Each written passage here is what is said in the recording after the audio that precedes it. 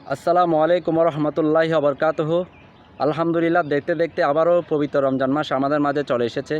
আলহামদুলিল্লাহ, আমরা সবচেয়ে বেশি ভাগ্যবান যে আমরা রমজান মাস আমরা পেয়েছি।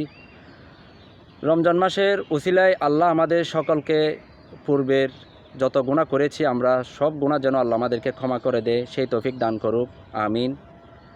পবিত্র রমজান মাসে আমরা যেন সকল প্রকার পাপ পূর্ণ কাজ থেকে আল্লাহ আমাদেরকে যেন বিরত রাখে, সেই তৌফিক দান করুক, আমিন। এই রমজান মাস হলো রহমতের মাস, রমজান মাস হলো নাজাতের মাস, রমজান মাস হলো মাগফিরাতের মাস। আলহামদুলিল্লাহ, আমরা সবচেয়ে বড় ভাগ্যবান এবং আল্লাহর কাছে লাখো কোটি শুকরিয়া আদায় করতেছি এই যে পবিত্র রমজান মাস আমাদেরকে উপহার দিয়েছে। আলহামদুলিল্লাহ, চেষ্টা করব এই রমজান মাসে যেন আমাদের জীবনটাকে আরও ভালোভাবে, পরিপূর্ণভাবে, সুন্দরভাবে যেন এই রমজান মাস সুন্দরভাবে যেন আমরা চলতে পারি, সেটা আমরা চেষ্টা করব ইনশাল্লাহ। সবাইকে পবিত্র রমজান মাসের শুভেচ্ছা রইল। সবাই ভালো থাকুন, সুস্থ থাকুন, নিরাপদে থাকুন। আসসালামু আলাইকুম রহমতুল্লাহি ওয়া বারাকাতুহু।